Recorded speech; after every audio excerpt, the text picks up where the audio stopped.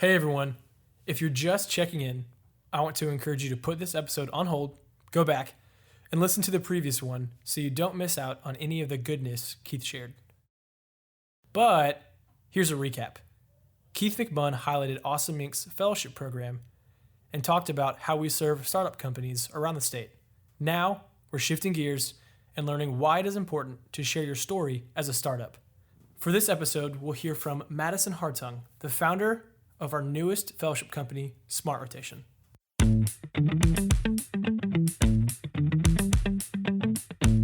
Awesome Inc. presents the Kentucky Entrepreneur Hall of Fame, a show that highlights how people throughout the Commonwealth of Kentucky pursue their definition of awesome through entrepreneurship, technology, and innovation.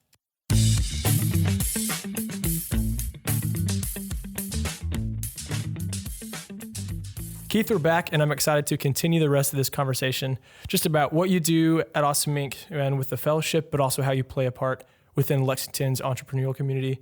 So I love that we left on a high note of how your son Maxwell was named Little Wells. Yep. He was named at Five Across. And I want to revisit the conversation just with Lexington and Kentucky's entrepreneurial communities as a whole. So how do you continue to play a role within Lexington's entrepreneurial community, but then on a larger scale, how do you continue to be effective and really change the way Kentucky entrepreneurs interact as a whole? Yeah. So one of the things that Awesome Inc. Specifically does really well is community building. And we actually have a core value that surrounds this. So we have 4 core values. The third one is be a friend. So we are always planning opportunities for people to become friends, specifically surrounded by our mutual love of technology and entrepreneurship. So I very much, I love this and I tend to be good at it, but I love making connections between people, hosting events. I have no problem. Apparently people are terrified of public speaking. I don't necessarily encounter that issue. You thrive in it. Let's just say that. You thrive. I hope so. So I love being the guy that kind of quiets the crowd, tells people a few announcements, and then and gets people engaged in conversation with each other. So so I think we're going to continue to build a lot of the programming that Awesome Inc. already does, whether it's pitch competitions or mentor sessions or startup summer retreats that we go on. I think we're going to take a lot of our existing programs and we're going to increase them, but we're also starting some new programs that will hopefully get more people kind of off the bench and into the game, if you will. Yeah, that's sweet. I like that.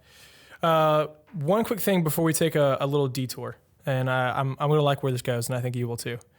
So last thing, kind of just about the entrepreneurial community. What advice do you have for anyone interested in technology, startups, entrepreneurship, that A, they need to know and they need to do, and then B, that hopefully they might apply for the fellowship one day? Yeah, that's a good question. The simple answer is just get off your couch and go be part of the community. A startup community is only as good as the people that show up to the events. And so if you have no right to complain about your startup community not thriving if you're not engaging in it. So I would say get off the couch, go be part of the events that are already being hosted, find where there are deficiencies, and then start something new, whether it's an open coffee every Wednesday morning or a pitch competition every other month. Find the holes and fill them. And then I would also say surprise yourself with how open you are. I do not appreciate being approached with non-disclosure agreements. NDAs are, I think, just a quick way for me to find out that you are not open and you're not trusting. Or I think even around here with how interactive we are and how much we want to be a community, that being a team player is huge. Mm-hmm. Yeah, I mean, exactly. And I think a startup community requires team players. And so if you don't trust me, I can't help you with something that I don't know about, and I'm not going to sign an NDA for you to open up to me about it. So you're going to get far less help in general in life the less open you are. So just keeping your cards close. Okay. Yeah. So put your cards on the table. Allow your community to engage with you and help you solve problems rather than being paranoid that they're going to steal some idea that you have, which honestly a lot of other people have probably had that idea. It's all about execution in the end. I get that. So Keith, one thing that we are doing both at Awesome Inc., but also on this podcast is we want to highlight people's stories. And I know that after our winter retreat in Colorado this past January, end of January, early February, we got to sit down and just talk about the importance of storytelling. And so after hearing your story, I want to share with people the story of the newest fellowship company that we onboarded, Smart Rotation. So let's bounce and let's hear that, and then we'll come back. Great. Yeah. Okay. So yeah, tell us like who you are and what is Smart Rotation and what does it solve? Yeah. So I'm Madison Hartung. I started gymnastics when I was 5. My mom got really tired of my sister and I using the hallway as our vault runway and then flipping over onto the couch. So she was like, well, if you're going to insist on doing this, then I'm going to actually sign you up to learn how. So that began it. She ended up teaching at the gym we went. So we were always in the gym, 24/7 pretty much. At 12, I entered split shift, which is 34 hours a week, and competed at some of the top levels, and then kind of dropped back down. There were some injuries, etc. At 16, you can start judging. So I got my judging test at 16 and have been judging for 7.5 years now. So I've judged in, 5 states at least, and I've done gymnastics in 2 others. So 7 states I've been pretty well connected with in the gymnastics community. As a judge, you have to get a certain amount of continuing education hours every year. And so in September 2017, I was at the Region 5 Congress, and they call them congresses. They're our industry term for trade show. Don't know where it came from, don't know why we haven't changed it, but it's called congresses. But the Region 5 Congress is in Louisville, and it was like literally a month after me moving to Lexington.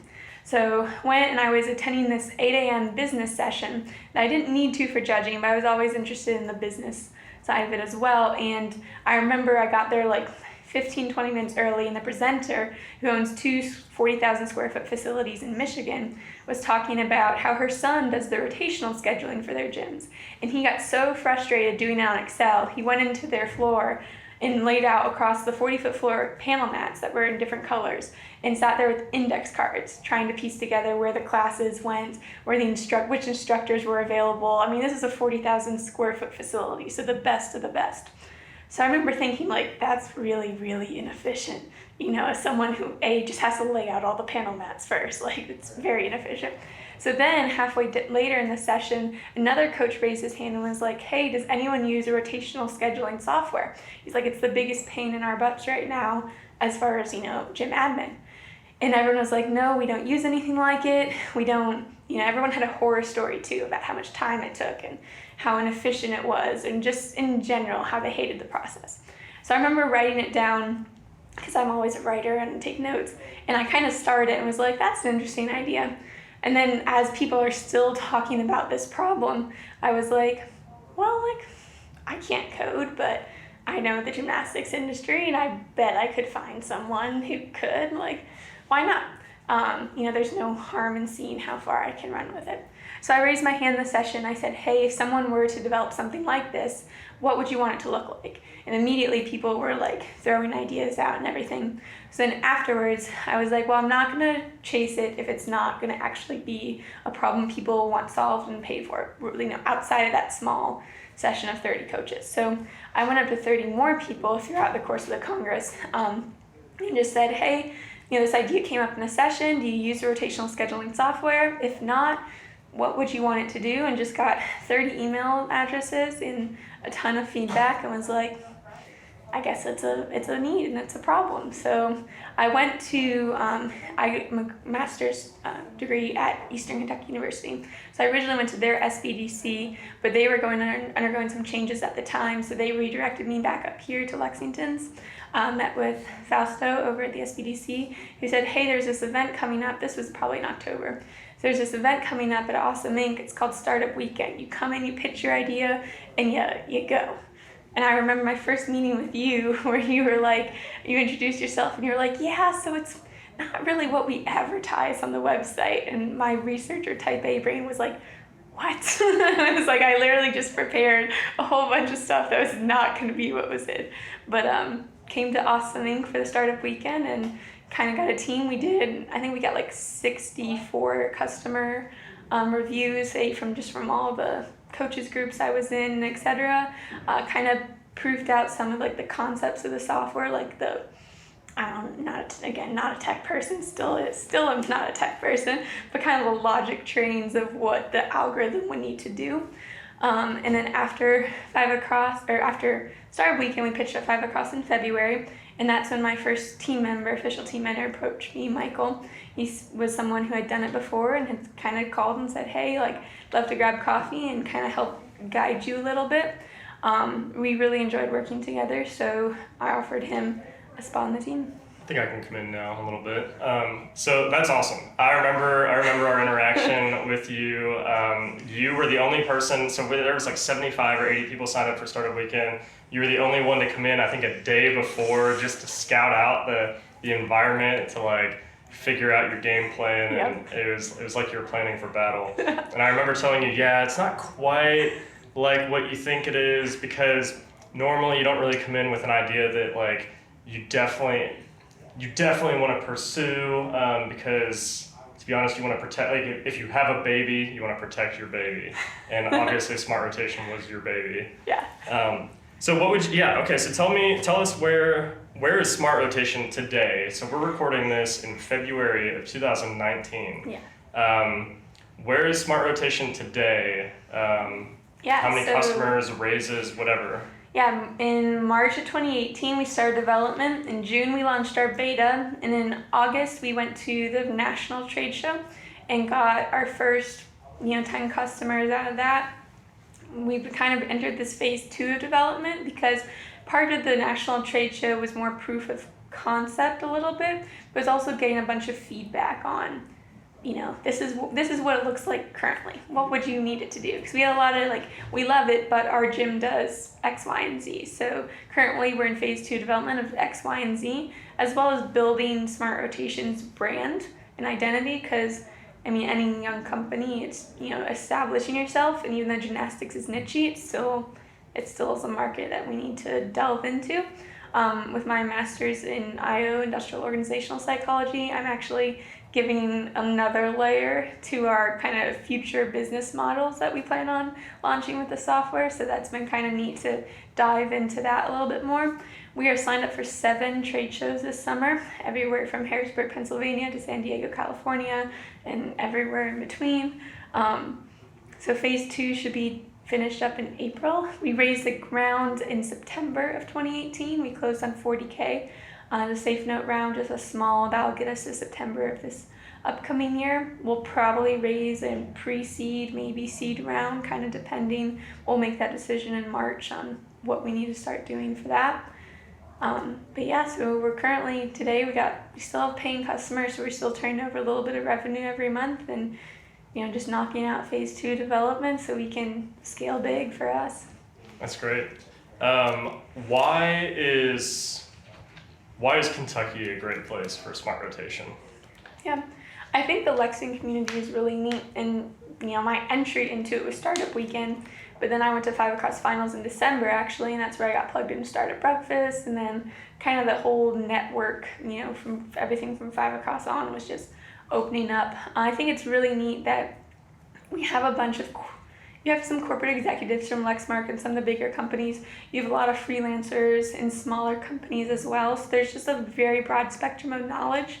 So you have some people that never want to talk about their business idea, especially when it's early stages. And I took the exact opposite route. I talked about it often and to everyone, because everyone has a piece of advice based on their own experience. I think Lexington attracts a lot of people back after they've had careers and everything. Actually read an article that said Lexington has I think it's the 3rd largest indigenous population, like some 70% of people will either leave and come back or never leave and everything. So I think that creates a unique culture of talent that if you're not going to leave, you have to build everything here. So there's lots of knowledge there. If you are going to leave and come back, you're bringing lots of knowledge in. So there's this, constantly kind of changing pool there. Yeah, so that's great. That's really cool. Well, we're honored to be part of the Smart Rotation story, and at the time of this recording, you and Michael are working. Yeah. Yeah, maybe in 20 years we'll listen to this episode and laugh because you'll 20 years from now. We're aiming for that exit in 3, so better be listening to it before that. Yeah. But. All right. Well, you heard it here first. Madison Hardung of Smart Rotation. Thanks for being here and telling us your story. Thank you. So Keith, after your story and literally just finishing Madison's story behind Smart Rotation, would you mind sharing about the importance of a company knowing their story? Yeah, definitely. I mean, we human beings are wired to appreciate stories. Stories are captivating ways to collect information that we need to know. So it is so important that if you're a founder of a company, understand the ins and outs of your story and be able to communicate that to people. Let them become interested in what you're doing. So yeah, I mean, obviously you're going to have a value proposition of the problem you're solving. But we also just tend to connect with the why behind our companies. So, I mean, if you haven't heard of the Golden Circle, this is starting with your why, and starting with your why is really your story. So you're gonna onboard investors and customers based on the story behind your company and the way that you can communicate it. So the earlier that you learn how to tell that story and appreciate the elements of it, I would say the better. Nice. Yeah, I like that. I know that's been huge for us the last few months. One of the things what I appreciate about Madison's story with Smart Rotation is, so I was sitting in the front of our space at Awesome Inc. one day, gearing up for Startup Weekend, and in walks who I would eventually find out is Madison Hardung. And she comes up to me and she says, "Hey, I need to talk to somebody about Startup Weekend this weekend." And I said, "Well, depending on what you need to know, like I might have the answers for you. I'm helping to facilitate it." And she tells me a little bit about who she is, that she's in from North Carolina, she's just moving here, and that she's in a family that has moved around a lot. But here she is in Kentucky, and I've got this idea that I really need to pitch at Startup Weekend. It's called Smart Rotation, and we're going to solve scheduling issues for gym owners. And so she really kind of let me in how I could tell how passionate she was about the topic. B, she let me know that she fully admittedly was not really an entrepreneur, at least not yet. Yeah. She identified a problem, and she talked to a lot of people who also kind of connected on that problem. And she felt the burden to solve it, whether she was qualified or not. She's a non-technical founder, so she has to build a team around her. And we learned from her story that she did kind of do that, and she's continuing to build her team. But yeah, I could tell from her story that she was going to be somebody exciting to work with. So over the next few months, and you heard it in her story, she went through Startup Weekend. She performed extremely well. She earned a spot to pitch at the 5 Across pitch competition. She did extremely well. Months go by. She's iterating. She's building. She's collecting some really valuable feedback, letters of intent. And she started generating some revenue from her MVP. She earns her spot in the fellowship program. And so we're excited to work with her and hopefully just be a chapter of the overall Smart Rotation story. So with that, I want to ask one more question along just the part of storytelling. How impactful in the startup world is it for someone you're just meeting to understand your story? How impactful is it for somebody that you're just meeting to understand your story? Yeah. So say, one of the fellowship companies, they're trying to raise a round of funding, or they're potentially thinking about, hey, we want to hire a developer, someone to do marketing, fill in the blank. How important is it going to be for someone to understand the company story to buy in and want to be a part of whatever company is they're doing? Yeah, absolutely. So I think your story is your way to prove that you're committed and that you're serious. If you approach me to invest in your company, and the story is that like, hey, I started this last night. It's like and I worked for 10 hours last night, and I have a surprising amount of stuff done. I mean, that story right there, it's like, hey, nice job spending an all-nighter, but there's no story here. There's no perseverance, and you are not proving at all to me that you're going to be in this through thick and thin. So talk to me after enough time has surpassed that you've got an actual story that tells me about your perseverance and your commitment. So I think, you can use the power of your story to collect buy-in, again, from either customers or new hires or investors. Does that kind of answer your question? Yeah, I think that's really good. I love that. Yeah, actually, I want to hop back real quickly to the fellowship before we wrap up. So again, as you are like the main contact for fellowship companies, what are a few areas of growth and development that you're hoping to see from companies as they go out their calendar year with being in the fellowship? So would you share maybe some that are very obvious for people who this might be their first time like hearing about a company growing, but then also maybe a couple of things that you personally look for in the companies? Mm-hmm. Certainly. So, I mentioned earlier that two of the metrics that we really track to kind of have a pulse on the health of our program are jobs created and outside investment raised. Gotcha. We also realize, though, that those two things might not actually be the best thing for your company during your year in the fellowship program. I don't want you to hire somebody that you don't need and burn and up your burn rate. I don't want you to raise money that you don't want from an investor that you don't want to work with either. So I say that to say we use those metrics to kind of demonstrate the health of the program long term. But some of the things that I want to see from companies during their year in the program is effective communication with team members, letters of intent or generating revenue with your MVP from some of your top targets that you want to become clients. I want to see that your branding is significantly improved, that your message your storytelling and your messaging is refined and ready. And I also really want to see that you have become more involved in the startup community, offering your wisdom. Believe it or not, you've got wisdom. I want you to give that to other companies. We very much operate on the give first or give before you get model.